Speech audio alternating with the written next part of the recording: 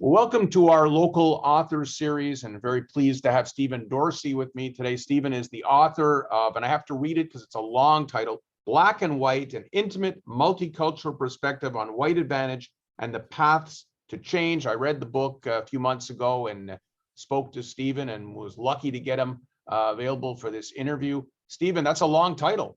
I have lots to say. Well, for people who haven't read the book, before we get into it, why don't you just give us a little portrait of what it's all about? Yeah, sure. Well, first of all, great to be with you again. So I wrote the book. Really, I had my own kind of awakening around the global reckoning on race that was triggered by the murder of George Floyd, and one thing led to another. I've been writing for a long time and commenting on civics and politics and all that. And so, and then as you know, I have this that I note in this book. I have a crazy story about my own personal experience with individual and systemic racism. So the book really, I tried to do like a hybrid, if you will. So part of it was, I wanted to write a book that was a perspective really for white people, for lack of a better word. It was like, what is systemic racism? What does it look like? How does it actually, if you're not aware of it, what does it look like? Where is it? And what should we do about it? And I also went back into history to try to share an understanding and bridge the divides of understanding of what the discrimination and disadvantages that people of color, Black people and Indigenous people have been experiencing for centuries in Canada and the United States, and bring them to today. And then I wanted to bring the audience in with some emotion as well. And so I shared some very personal stories of my own experience growing up in the South Shore of Montreal and Longueuil, and some of the things that happened to me and my brother as we grew up and experienced being, essentially Black kids, even though I'm half white and half Black, being a little Black kid growing up in a predominantly all white society and what that was like.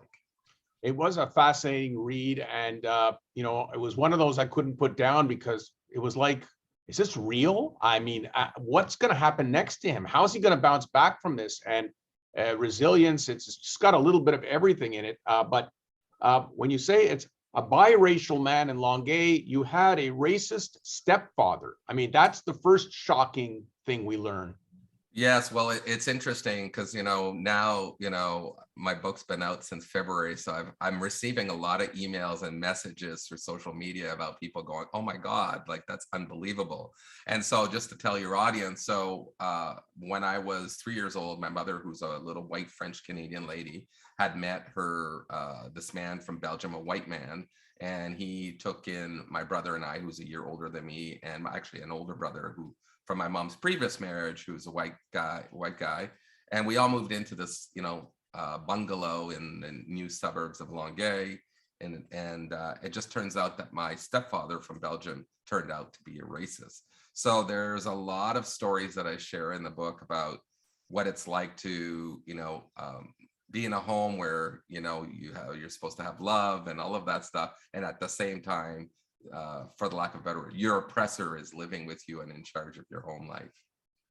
You were made to believe, you and your brother, early on in your life, that you were adopted.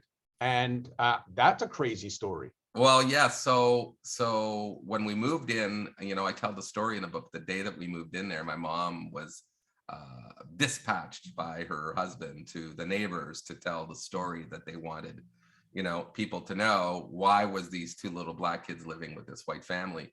And essentially the story that my mom told them was that, they wanted to do something good and they adopted these two little Black kids from the orphanage. So that's the story that the neighbors knew. That's the story. I never saw any photos of me as a little baby or anything like that. So my brother and I just assumed that was the story. And so that's how we lived. And it wasn't until I was 10 years old in 1976, during the year of the Montreal Olympics, that we were sitting around dinner table with my mom and my little sister and my brother Chris. My stepfather wasn't there. My mom just said, "You're actually my real children." And that opened up a whole Pandora's box of questions, which lasted, I think a day. And then after that, we were never to speak of it again. I mean, just from these stories alone, and there's more to cover, you had a book right away at the age of 10, yet it took you decades to write a book. So How long was it percolating in your head? Maybe one day I'll write a book about this. Maybe I'll tell Well, the story. forever, really. You can imagine as I went from being, and there, I don't want to give away, but there's more.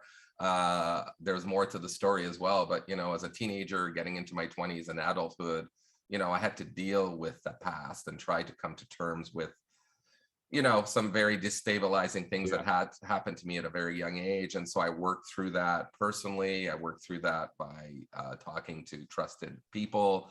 I went and got help, through therapy. And so, and of course, my brother and I, for the lack of a better word, became quite successful in our careers and just made our way in the world with a lot of perseverance and resilience. And so him and I, be it at a cottage or on vacation, we would talk about our story and go, can you imagine what people would think if we told our story and said, maybe one day we should write a book, right? And so we've been talking about this for decades. And really, the global reckoning on race really was the trigger to revisit that idea and really, and I ended up doing something about it. What's the reaction been since the book came out? It's been amazing, really. Everything from, wow, it's amazing that you're not a drug addict, living on the side of the road, considering what happened to you. And as I know, as I share in the book, I made a decision when I was quite young that I was not going to be a victim of my past, and I was going to be the person I wanted to be in the future, which I think I created. And but a lot of people are very, they love that story of resilience and perseverance. Of course, a lot of people are saying, Stephen, I didn't know anything about the history of discrimination of Black people and Indigenous people and people of color in this country for centuries. As I call it, the mythology of race in Canada, right? And then others are going, wow, I'm really learning a lot about systemic racism, and you've done so much research, and it's really having an impact. And funny enough, I got an email this week from a really good friend of mine who's now the leader of a company or a CEO. And he had a meeting and someone said something racist at this meeting, and he called them on it at the meeting in front of people. And, and in my book, I say, if you hear something or you see something that's not right, you have to do or say something. And he did.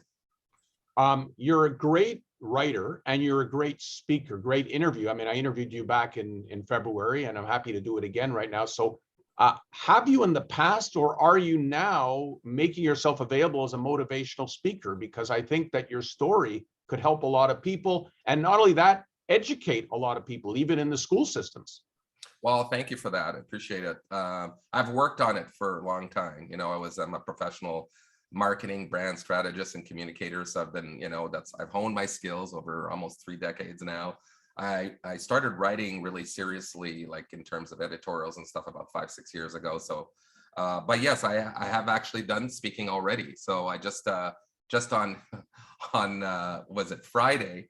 I did a presentation at 2:30 in the morning to a company in Germany. Wow. So for their diversity conference, so 150 people from 12 countries.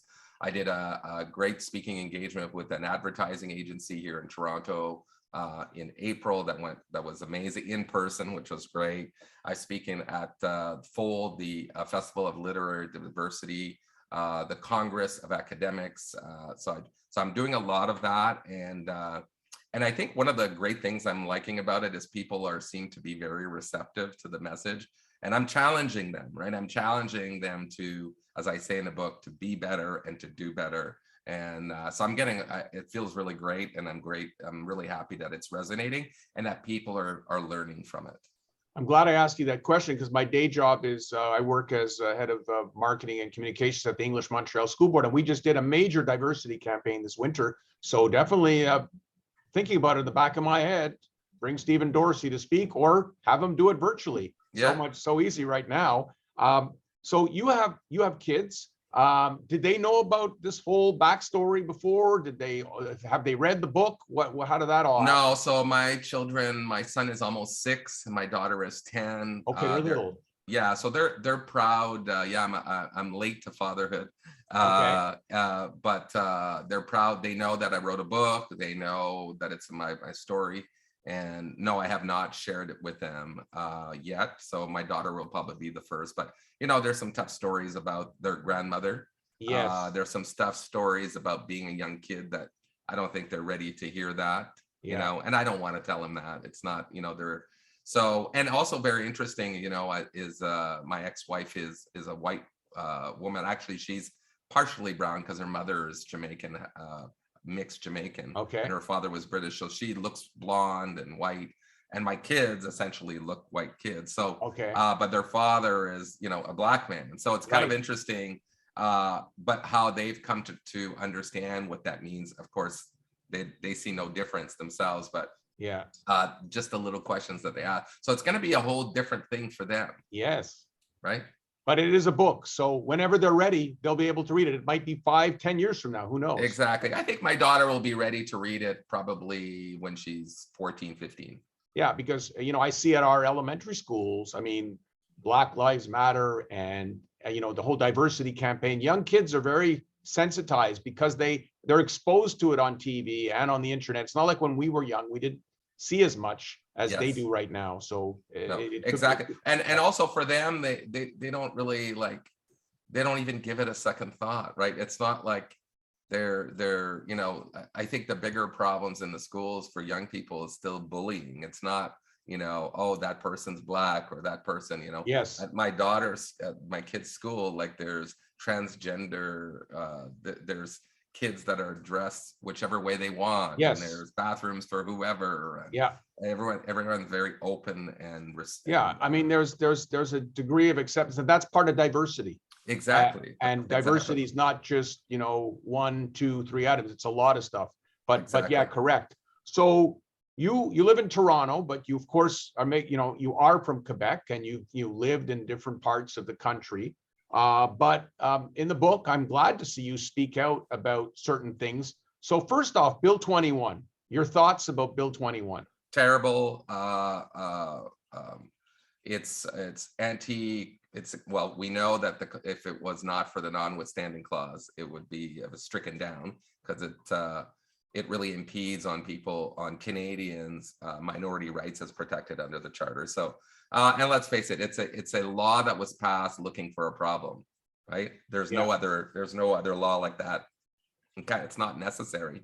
It was modeled after, as we know, the laws in France, but that country is a mess when it comes to race relations and integration of excuse me. Oh, Bless you. Excuse me. You sneezed on the truth.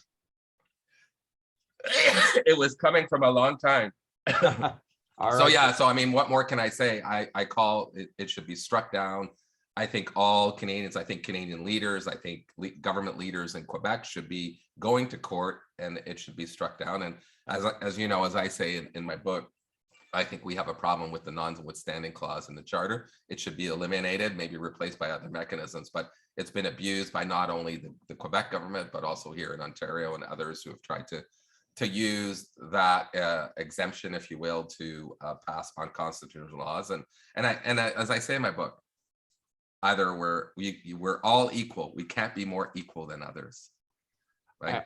Unfortunately, Stephen, for you, in your former riding, Bertrand in Longueuil, there was a by-election in the winter, and the winner was someone from CAQ, actually a woman of color, who was a nurse, and she won the riding. And so, the parties, I feel, the Liberals and the others are just, they're kind of letting the CAQ off the hook. Bill 21 to me should be a central election issue. It should be something that the government should be on the defense of, and they're not. Well, I'm with you 100%. I think there's a bigger problem going on, and we know also Bill 96, is another issue. But I think there's a bigger problem, and I detail it in my book. There's this fait accompli, if you will, that it's funny because in my book I talk about white advantage and white supremacy, which is where for centuries the laws of Canada, and before it was Canada, but the society of Canada and the systems and institutions were created by white men to advantage white people and to benefit white people to the exclusion and to the disadvantage of people of color, Black people, and Indigenous people. So we talk about, that's what we're talking about when we talk about systemic racism, the need to reform the systems and institutions so that everyone is treated the same. Now, when we talk about Quebec, we have the same problem. For some reason, the governments, not just this one, but subsequent, and of all stripes, have agreed or come to this conclusion that the French Canadian culture and heritage should be superior to anything else based on the boundaries of a province. And I think that that's fundamentally wrong, right? So I go back to the source. Is French is an official language of Canada. It should be promoted, supported, enhanced, not just in Quebec, but everywhere in Canada. We need to do much more of that. We started in the 70s, much more needs to happen, but you can't ask for your rights by limiting the rights of others. It doesn't matter if it's regards religion, language, culture, and heritage. That's all I have to say about that. You know, it's too bad you live in Toronto, because you would be a fantastic, as a French Canadian, you'd be a fantastic candidate for the Liberals or one of the two new Anglo rights parties in Quebec. But that won't happen. But hopefully some of them will listen to your words of wisdom. Now, Bill 96, you touched upon it. Your thoughts on Bill 96, the language law? Well, I think it's the same thing. I think you're limiting the constitutional rights of a minority to advantage just one segment of the citizenry. It's wrong, right? So if, you know, it's always this thing I hear, it's the protection of the French language. No one is attacking the French language anywhere. No one is attacking it. It's not a protection. Are we talking about we need to integrate French more equally, more fully across this whole country? The answer is yes, but you don't do that by limiting other people's constitutional rights. It's wrong. And the only reason they're getting away with it, well, actually not one of the reasons is that we have the Charter of Rights and Freedom in the Canadian Constitution that needs to be altered to take out the notwithstanding clause, and laws in this country need to be passed on the merits that they abide by the Charter of Rights, which has in it, as you know, the protection of minority rights for language and all religion and all other things. So the French language is actually protected under the Constitution across this country. And now we have one province who's acting like they're some kind of sovereign country, trying to limit the rights of Canadians living in that province. I think it's completely wrong. And as you know, one of the most outrageous things that are in Bill 96 is the ability of, you know, here we go again, the language police to go into any business, grab computers, documents, emails, whatever they want without a warrant. What kind, when did, I've never heard of this happen in Canada. Well, they're getting what they want. One of my neighbors in Cote-Saint-Luc lives just a few doors down from me, put his house up for sale last week, and he's heading to Ottawa. He said Bill 96 was the final nail in the coffin, and that's just what they want. So that's really sad. So let me ask you to conclude. You talk a lot about the state of racism in the world, and without giving too much away, where are we at right now in terms of racism in society compared to decades ago? Well, I think in terms of, let's face it, we've had this global reckoning over since 2020 has been great, because it's really built this broader awareness, right? The discovery of the unmarked graves brought back to the forefront all the issues of residential school, which still many people didn't even know anything about, right? So I think we're in a much better place in regards to broader awareness amongst the citizens of Canada in regards to the real issues of systemic racism. But you know, I think I might have said that last time, but I think we're at the end of the beginning, right? We have a lot of heavy lifting to do. The doing is where we need to get the reforms of the systems, the reforms of the institutions. Some work's happening in corporations and things like that, but we have a lot of work to do. And I think, and as my book says, we have to all come together to do it together so that we can get to that better place and a more equal and just society for all Canadians. Well, congratulations on a great book. I'm donating my copy to the library so people could probably request it and take it out once it's processed. So good luck, and hopefully maybe down the line, we'll have you speak at the library. We do have a speaker series, so we'll be in touch, Stephen. Thanks again. Thank you for having me, and I'm happy to come and speak to people in Quebec anytime. Great talking to Stephen Dorsey.